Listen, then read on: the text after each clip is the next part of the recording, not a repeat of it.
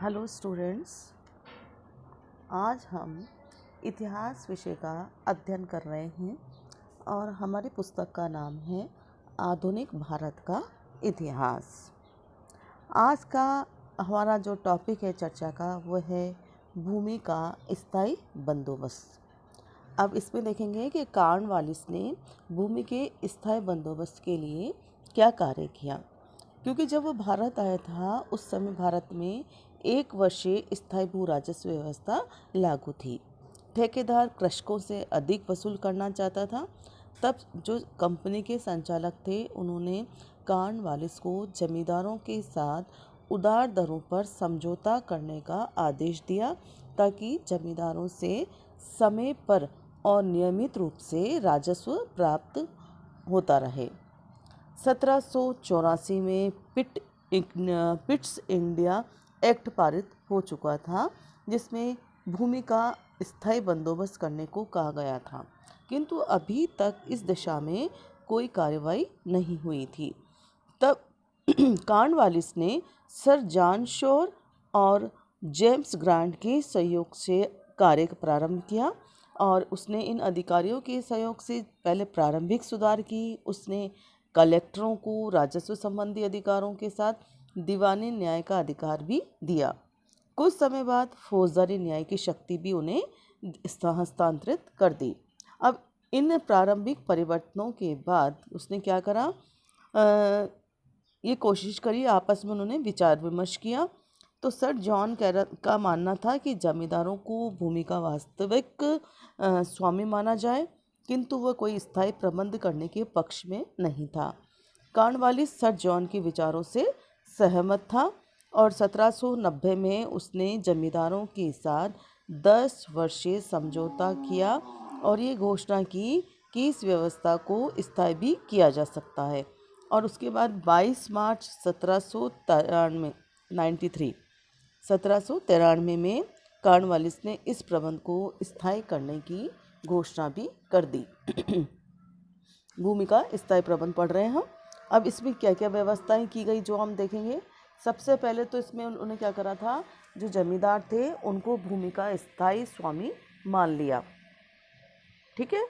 दूसरी पॉइंट, राज्य जो है भू स्वामित्व के अधिकार से मुक्त हो गया, अतः जमींदारों से किसी अन्य कर का दावा भी नहीं किया जाएगा।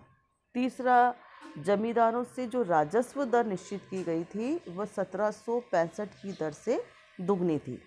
मतलब कंपनी का कहना था कि इस स्थायी प्रबंध के बाद यदि उत्पादन बढ़ता है, समृद्धि भी होती है, तो भी राज्य को इस दर से या इस दर में वृद्धि करने का अधिकार नहीं होगा। चौथा, राज्य जमींदारों से समस्त न्यायिक अधिकार छीन लिए गए।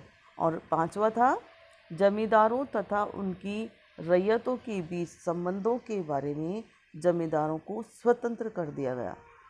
मतलब उनसे कहा गया कि वह अपनी रैयत मतलब किसानों के लिए पट्टे जारी करेंगे, जिसमें जमींदारों और रैयतों के बीच पारस्परिक संबंधों का उल्लेख होगा। अब इसकी हम विशेषताएं देखेंगे कि स्थायी भू प्रबंध की क्या क्या विशेषताएं हैं। भूमि की उपज का उपयोग करने वाले 3 पक्ष होते थे, सरकार, जमींदार और किसान। 1793 के पहले जमींदारों को लगान वसूल करने का अधिकार था, किंतु वे भूमि के संपत्ति के स्वामी नहीं माने जाते थे, मतलब भूमि के स्वामी नहीं माने गए। इसीलिए कोई भी जमींदार न तो भूमि बेच सकता था, न दान दे सकता था और न ही उनको हस्तांतरित कर सकता था। किंतु अब क्या करा उसने, कॉर्नवालिस ने भूमि को संपत्ति मानकर उसके स्वामी को बेचने, दान देने, दूसरों को हस्तांतरित करने का अधिकार प्रदान किया। और ऐसा करने से पहले कोई भी उसको सरकार से अनुमति लेने की आवश्यकता नहीं थी। ये थी स्थायी बंदोबस्त की विशेषताएं। इसके पश्चात हम इसके गुण और उसके पश्चात इसके दोष भी देखेंगे। सबसे पहले तो हम इसके गुण को देखते हैं कि क्या क्या गुण रहे हैं स्थायी बंदोबस्त के। पहला पॉइंट तो हम यही उठाएंगे कि इस व्यवस्था के परिणाम स्वरूप राज्य की आय में वृद्धि हुई। अब जो 1765 में प्रचलित दर थी उससे इसमें अब दुगनी हो गई। दूसरा पॉइंट, धन कि काफ़ी बचत होने लगी समय और धन की, क्योंकि अब बार बार भू राजस्व निर्धारण में सरकार को समय और धन की हानि नहीं उठानी पड़ती थी। इससे कंपनी की वार्षिक आय भी निश्चित हो गई। मतलब ये स्पष्ट हो गया कि कितनी आय उसको प्राप्त होगी, बार बार उसको बनाना नहीं पड़ेगा कि कितनी आपको मिलनी चाहिए। इसके अलावा जो स्थायी व्यवस्था के लागू होने से क्या हुआ, अधिकांश जो अधिकारी थे वे राजस्व के मामले से मुक्त हो गए। अब वे दूसरे कार्यों में अपनी उपस्थिति दर्ज कराने लगे थे। नेक्स्ट हमारा है कि एक ऐसे वर्ग का, एक स्वामी वर्ग का निर्माण हुआ, क्योंकि जमींदारों से अंग्रेजों ने एक समझौता किया था और इसमें वह पूरी तरह से अंग्रेजों पर ही निर्भर था। तो उनके इस प्रकार निर्भर होने से समाज में एक स्वामिभक्त वर्ग का निर्माण हुआ।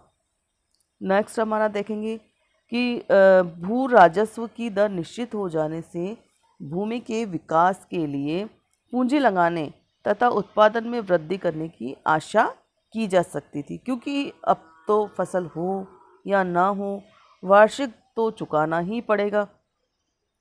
इसी तरह से संपन्नता में वृद्धि भी हुई, क्योंकि कृषि उत्पादन में वृद्धि होएगी तो संपन्नता भी बढ़ेगी। अब भू राजस्व तो निश्चित हो गया, इससे संपन्नता का राज्य पर कोई लाभ नहीं था, किंतु इससे राज्य को परोक्ष लाभ मिलने की आशा थी, क्योंकि कृषि उत्पादन का विकास होने से व्यापार और लोगों के जीवन स्तर में संपन्नता आना स्वाभाविक है।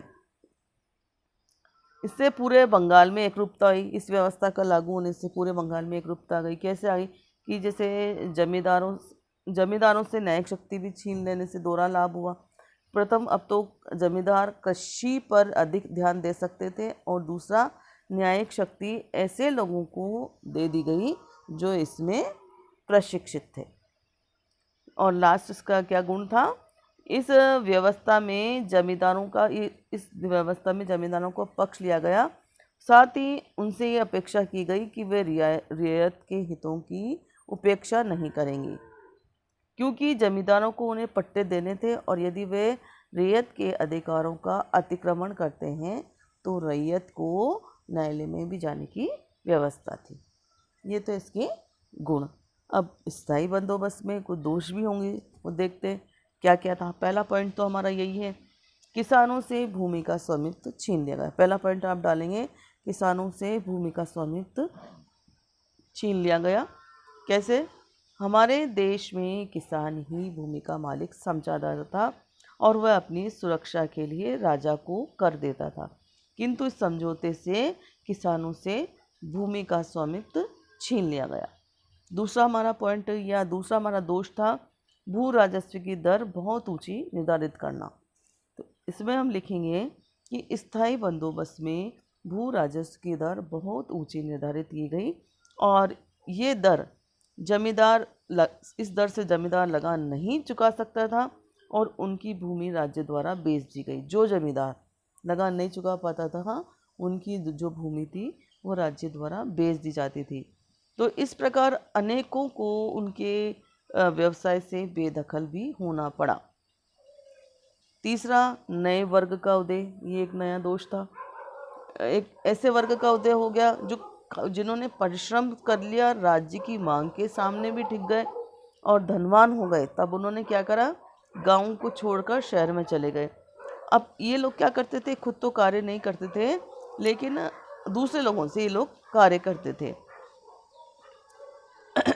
ऐसे जमींदारों ने रैयत से भू राजस्व वसूल करने के लिए एजेंट नियुक्त कर दिए, जो गांव की उप भूस्वामी बन गए। मतलब एक प्रकार से जिनको नियुक्त करे ना, वो उप भूस्वामी बन गए। वो ज़बरदस्ती उनसे ज़्यादा से ज़्यादा जो है किसानों को शोषण करने लगे। इससे किसानों की स्थिति बहुत अधिक दयनीय हो गई। नेक्स्ट पॉइंट हमारा ये नेक्स्ट जो दोष है भू बंदोबस्त का, वो था रैयतों को पट्टे जारी नहीं किए गए थे। जमींदारों ने हर स्थान पर पट्टे जारी नहीं किए थे, और वास्तव में जहाँ पट्टे भी जारी किए गए थे उनका पूरी तरह से पालन नहीं किया जा रहा था।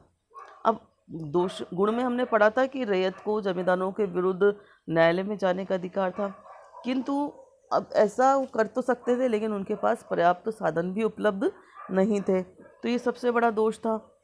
उनकी स्थिति बहुत अधिक खराब हो गई थी। इसी प्रकार इस व्यवस्था से राज्य के भावी लाभ पर भी प्रतिबंध लग गया, क्योंकि हो सकता है कि आगे बहुत सारी आय हो, लेकिन इसमें क्या निश्चित लगान करने से राज्य के भावी लाभ पर प्रतिबंध हो गया। और सबसे बड़ा दोष क्या था इसका, इस व्यवस्था का, कि रैयत जो भूमि की वास्तविक मालिक था अभी तक, उसे अपने ही घर में किराएदार बनाया गया। इसी तरह से ये व्यवस्था हमारी राष्ट्रीयता के लिए घातक सिद्ध हुई, क्योंकि अब क्या हुआ, जमींदार, हमने पहले पढ़ा था ना स्वामी भक्त गुणों में, स्वामी भक्त वर्ग का उदय। तो ये स्वामी भक्त वर्ग कौन था? जमींदार। अब ये हमारी राष्ट्रीयता के लिए कैसे घातक हुई? क्योंकि जब भी हमारे देश में राष्ट्रीय आंदोलन हुए, तब इस वर्ग ने ब्रिटिश सरकार का सहयोग कर भारत की जो जनता है उसकी राष्ट्रीय भावनाओं का दमन किया। और हमारा जो लास्ट पॉइंट है इसके दोष का, वो था बंगाल के स्थायी बंदोबस्त का दुष्प्रभाव भारत के अन्य ब्रिटिश प्रांतों पर भी पड़ा। कंपनी बंगाल में तो भू राजस्व बढ़ा नहीं सकती थी, तब उसने क्या करा, इसकी क्षतिपूर्ति अन्य प्रांतों से ऊंची लगान दर करके वसूल की। तो ये थे इसके दोष, गुण, दोष, विशेषताएं, ये सारी हमने इसमें पढ़ी। फिर भी यह व्यवस्था काफ़ी अच्छी थी। यदि कॉर्नवालिस इसके दोषों को देखकर इसे दूर कर देता तो ये एक श्रेष्ठ व्यवस्था हो सकती थी। मुझे पूरी है कि आपको ये पूरा समझ में आ गया होगा। ये था हमारा स्थायी बंदोबस्त। धन्यवाद।